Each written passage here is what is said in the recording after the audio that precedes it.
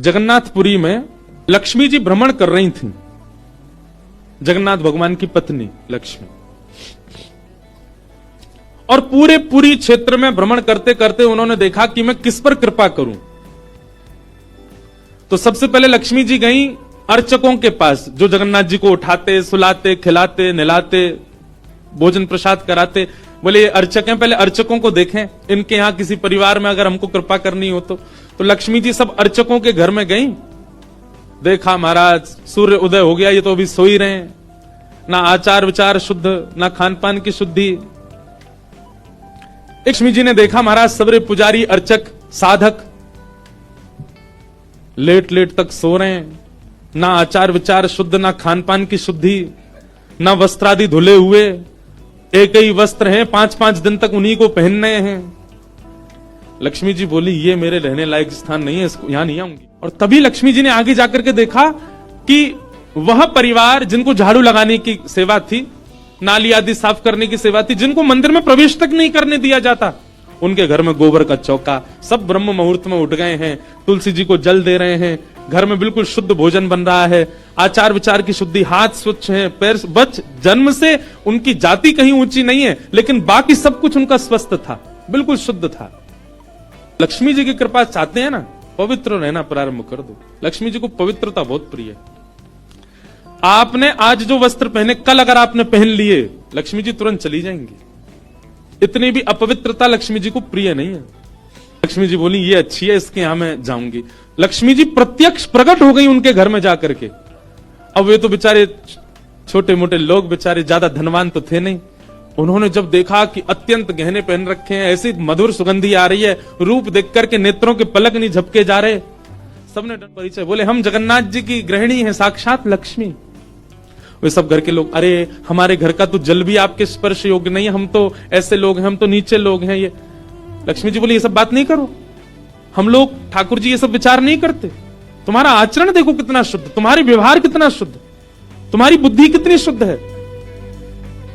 और सुनो, चौकी लगाओ, जो भी घर में बना है प्रत्यक्ष थाल में पधराओ, हम तुम्हारे यहां प्रसाद पा करके जाएंगे। पूरा घर भाव विवल हो गया, सबके नेत्रों में आंसू, साक्षात लक्ष्मी जी आई हैं, सबने पवाया। लक्ष्मी जी प्रेम से प्रसाद पा रही थी, तभी जगन्नाथ जी के बगल में ही विराजती हैं सुभद्रा जी, सुभद्रा जी के बगल में विराजते हैं श्री बलराम जी। बलराम जी भ्रमण कर रहे थे पुरी में, भ्रमण करते करते वो घर घरों में झांक के देख रहे थे क्या हो रहा है।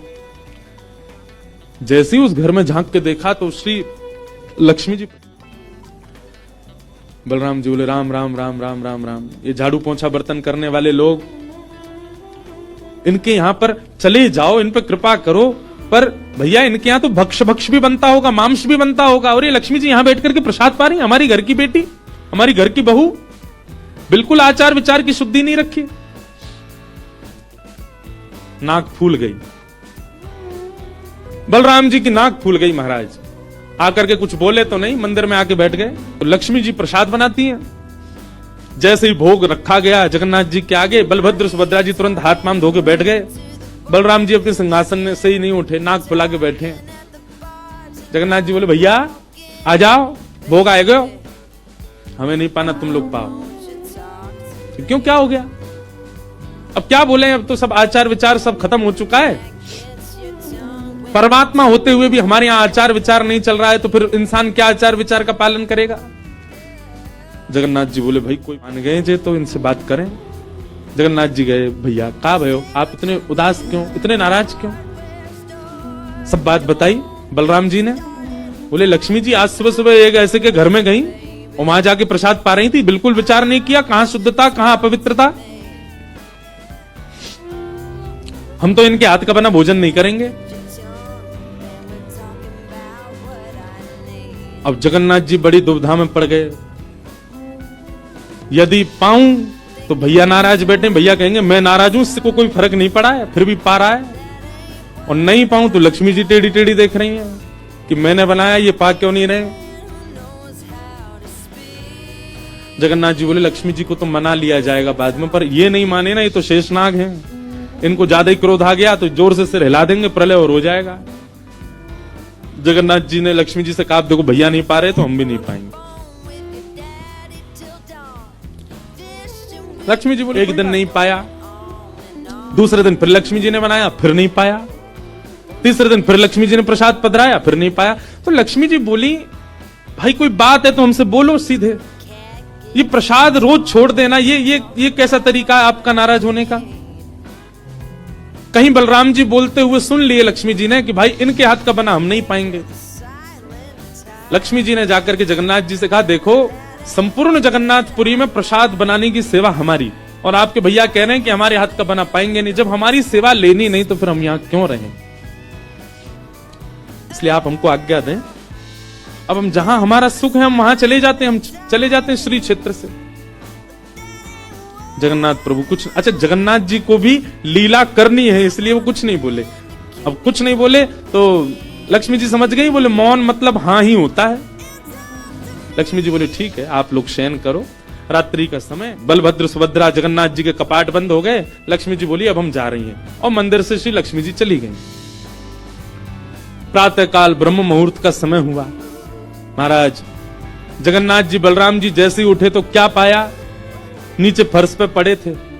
कहां सोने के सिंहासन पर सोते थे, सोने के बिस्तर पर सोते थे, बढ़िया लत्ता पहन के रहते थे, गले में स्वर्ण की मालाएं, हाथ में स्वर्ण के कड़ूला, पाम में स्वर्ण के कड़ूला आदि सब पहन के सोते थे। लेकिन लक्ष्मी चली गई तो सब चला गया। सवेरे उठे तो फर्श पे पड़े थे। बलराम जी बोले लाला जी कहा है वो, हमारे सिंहासन वगैरह कहां चले गए। ठाकुर जी बोले लक्ष्मी जी चली गई ना, लक्ष्मी तो मतलब सब होता है। बलराम जी ने अपनी तिजोरी जाकर के खोली, सबरे वस्त्र चले गए, आभूषण चले गए, सब आयुध चले गए, फटे पुराने मैले कुचैले बिना धुले महीनों के सालों के वस्त्र पड़े थे। और यही होता है, लक्ष्मी जाती है तो यही रह जाता है।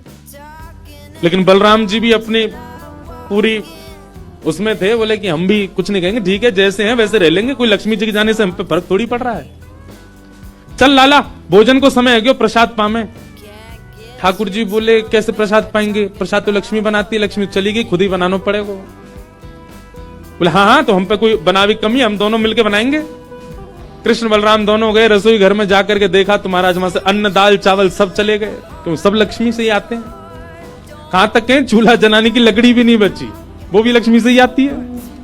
लक्ष्मी गई और सारी श्री लेकर के चली गई अपने साथ। अब तो दर्शनार्थी आने बंद हो गए, क्यों मंदिर की श्री भी चली गई। जगन्नाथ जी और बलराम जी चुपचाप बैठे हैं अपने सिंहासन पर, भूखे प्यासे बेचारे आंख बाहर निकल आई। बलराम जी बोले लाला, बोले हाँ 2 दिन आए गए लाला, भोजन ना एक कियो, और 2 दिन पहले गुस्सा में ना कियो, 4 दिन आए गए, और कछु है भी ना कहा करें। देखो इस बात को कोई ऐसे मत ले लेना, लोग सोचने वाले भी लेते हैं, बताओ महाराज जी कुछ भी बोल रहे हैं, वो साक्षात ब्रह्म है।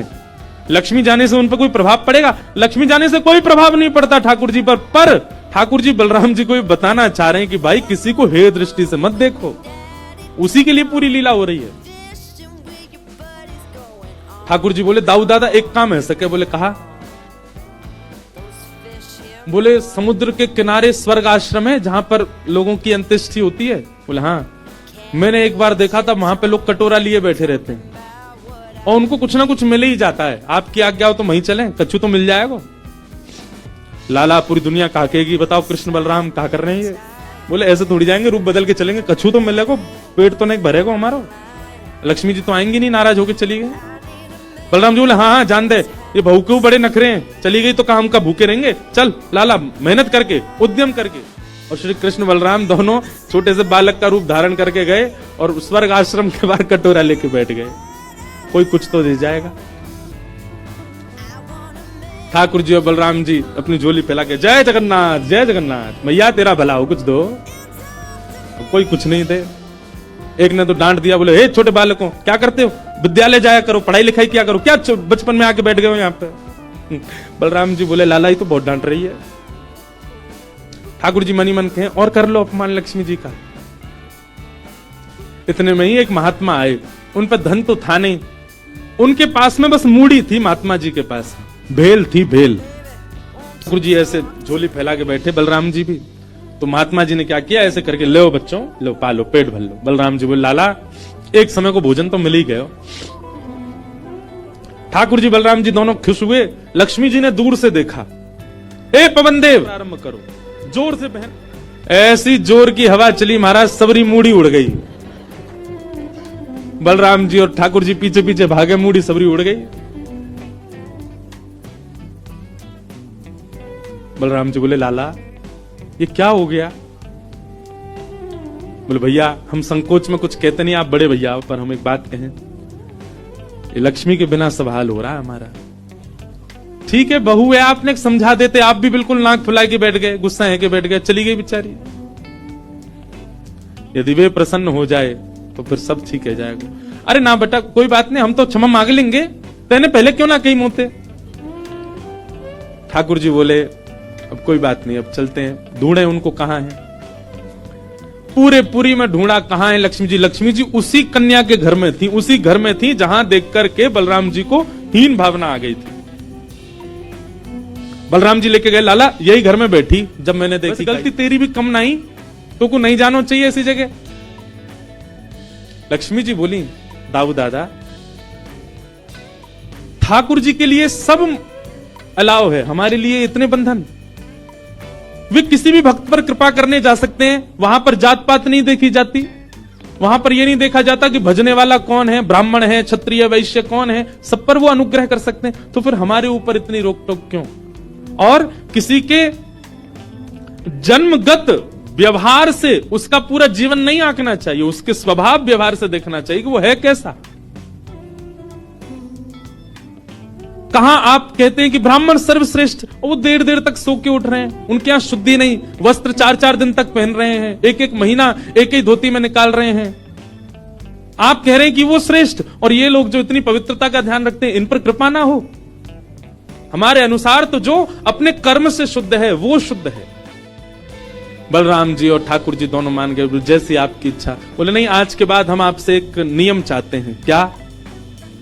बोले श्री जगन्नाथपुरी में नियम कर दीजिए। बोले क्या? जिस महाप्रसाद को ब्राह्मण पाएगा उसी महाप्रसाद को शूद्र भी पाएगा, दोनों को समान फल मिलेगा। और यहां महाप्रसाद का ऐसा नियम रखा जाए कि अगर एक ही पत्तल में दोनों बैठ करके पालें तो दोनों को समान पुण्य प्राप्त होगा। महाप्रसाद पाते ही, अन्य तीर्थों में तो बहुत साधन करने पड़ेंगे, पर पुरी में आकर के कोई एक तिनका भी यदि महाप्रसाद का पाले तो उसको सर्व साधनों का फल प्राप्त हो जाए। और किसी भी प्रकार से यह ना देखा जाए कि कौन किस वर्ण का है, वो स्वभाव से शुद्ध होना चाहिए। हम सबको हृदय लगावें। अगर ये सब आपको मंजूर हो तो मैं राजी हूं। राजी हुए, और तब से श्री जगन्नाथपुरी में ये सब नियम नष्ट कर दिए गए। महाप्रभु जी सबके लिए सुलभ हो गए।